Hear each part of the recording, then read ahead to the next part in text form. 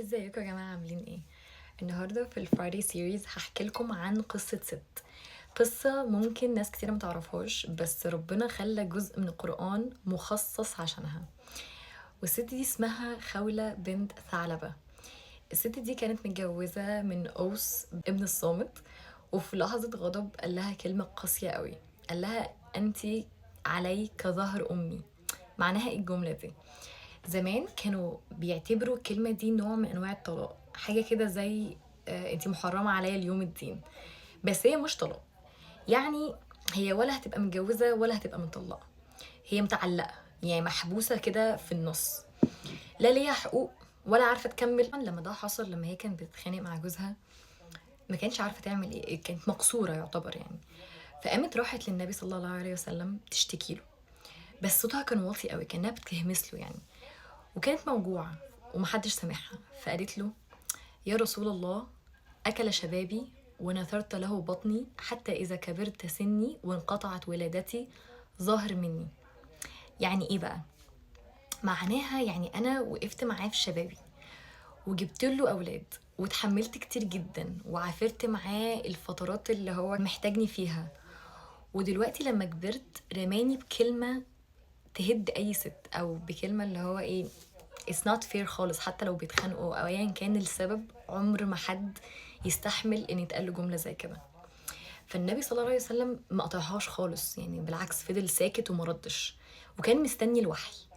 بس ربنا كان سامعها، وسبحان الله ينزل القرآن في لحظتها. والآية كانت بتقول: بسم الله، قد سمع الله قول التي تجادلك في زوجها وتشتكي إلى الله والله يسمع تحاوركما إن الله سميع بصير. فربنا بيقول لها انا سامعك، يعني انا سمعتك، قد سمع يعني هو اوريدي سمع، والله يسمع وان الله سميع بصير. يعني ربنا حتى كمان جابها في زي ما بنقول كده في الباست تنس وفي البريزنس. فبتحس ان هو بيطبطب عليها وبيقول لها انا سمعتك وعارف اللي كان بيحصل ما بينك وما بين اوس ابن الصامت. وبيقول لها مش بس كده، ربنا نزل حكم مخصوص ينصفها، ينصف السيدات في الوقت ده، ويمنع الظلم ده من انه يتكرر في حياة ستات تانية. وعشان كده غلط وحرام جدا ان الناس تستخدم الحلفان بالطلاق، الحلفان بحاجات زي كده اللي هو تحرمي عليا. يا جماعة الحاجات دي بجد بجد بجد سيريس جدا جدا، ومش الرجولة او مش القوة ان حاجة زي كده تستخدم، بالعكس دي لو في حاجة فهي بجد بجد بيبين ضعف الراجل. فافتكري لكل ست بتتفرج على الفيديو ده، افتكري ان ربنا بيسمع وربنا شايف وربنا ما بينساش وجعك، وعارف كل لحظة انتي مريتي بيها او بتمري بيها، وحتى لو محدش غيرك شافه او ما قلتيش لحد، فانتي مش محتاجة تشتكي لان ربنا بجد موجود. كل ما تحسي انك انتي تعبانة وضعيفة ومكسورة، افتكري خولة.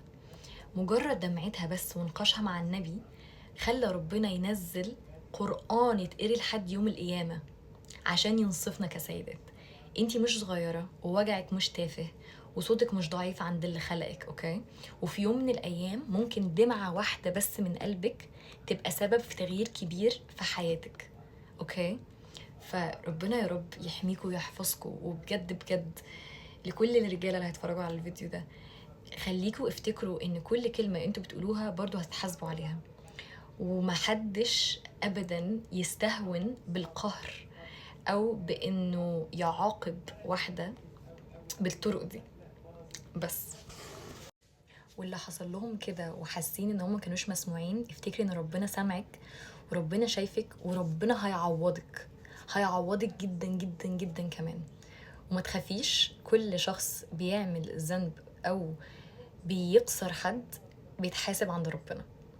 وكده كده انا اتكلمت مع الشباب اوريدي، بجد فكروا في كل حاجه، لان ربنا نزل آية في القرآن مخصوص علشان واحدة كانت بتشتكي، حتى كمان ايه يعني بصوت بهمس، انتوا متخيلين بهمس. فنشوفكم ان شاء الله الاسبوع الجاي في حلقة من حلقات يوم الجمعة. مع السلامة.